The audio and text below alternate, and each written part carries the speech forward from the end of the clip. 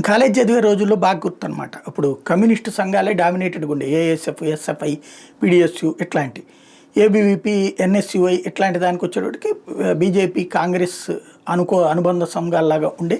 వీళ్ళది సంబంధించినటువంటి రూట్ వేరు, వీళ్ళది అగ్రెసివ్గా ఉండేది.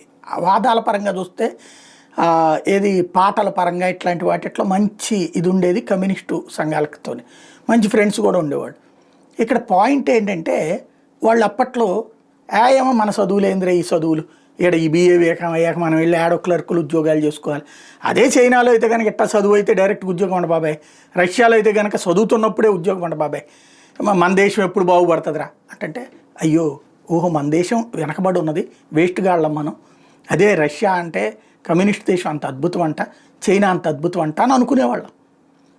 పెరిగాక చదివాక ఉద్యోగాలు వచ్చాక ఈ ఫీల్డ్ ఎంచుకున్నాను కాబట్టి అవి కూడా తెలుసుకుంటున్నాను కాబట్టి అక్కడ ఎంత గొప్ప ఎంత నాశనం అన్నది తెలిసింది. అదే కళ్ళ ఎదురుగుండానే అదే రష్యా చివరికి మొక్క చెక్కలైంది.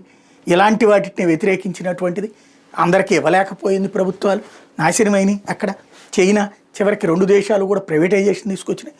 ఒకప్పుడు మన దగ్గర ప్రైవేట్ అనేటటువంటి దాన్ని వాళ్ళని చూసి మన దగ్గర ఇక్కడ ప్రైవేట్ లేకుండా చివరికి ప్రైవేట్ వాళ్ళు ఏదైనా కంపెనీ పెట్టాలన్నా సరే ప్రభుత్వపు ఆంక్షల చట్టంలో నడిపినటువంటి రోజు అయిపోయింది. ఇప్పుడు పబ్లిక్ అంతా చూశారు, ప్రపంచం అంతా మన వాళ్ళు ఉద్యోగ ఉపాధి అవకాశాలు పొందుతున్నారు. ఈ దేశంలో ఇంత గొప్ప, ఆ దేశంలో అంత గొప్ప అని చెప్తే అక్కడ గొప్పతో పాటుగా అక్కడ ఉన్న సెకండ్ సైడ్ కూడా చూపించడానికి సిద్ధంగా ఉన్నారు. ఇప్పుడు చైనా మళ్ళీ మన దగ్గర క్యాంపైనర్స్, స్టార్ క్యాంపైనర్లను తెర మీదకి తీసుకొచ్చారు. సోషల్ మీడియా ఇన్ఫ్లుయెన్సర్ని తెర మీద తీసుకొచ్చారు. ఎట్లయితే బెట్టింగ్ యాప్లకి ప్రమోషన్సో లేకపోతే ఇంకోటి దానికి ఎట్లా చేస్తున్నారో అట్లా వీళ్ళు ఏంటంటే చైనా సాధించేసింది, విజయం సాధించేసింది, అద్భుతమైన ప్రగతి సాధించేసింది.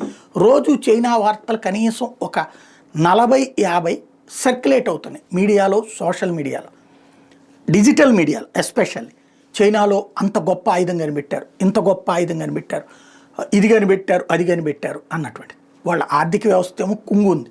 రెండో పక్కన మంచి కాలువలు, మంచి రోడ్లు, మంచివి అక్కడ ఉంటాయి, మన దగ్గర ఉంటాయి.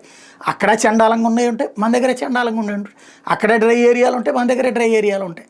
బట్ ప్రొజెక్షన్ అంతా కూడా అదొక స్వర్గం అక్కడ అడుగు పెడితే అన్నటువంటి ప్రచారం ఆరంభించారు. ఇది రాబోయే రోజుల్లో ఇప్పుడు ఎవరైతే అసంతృప్తితో ఉంటారో ఉద్యోగ ఉపాధి అవకాశాల్లో వాళ్ళని అటు కన్వర్ట్ చేసే ప్రయత్నం జరుగుతోంది.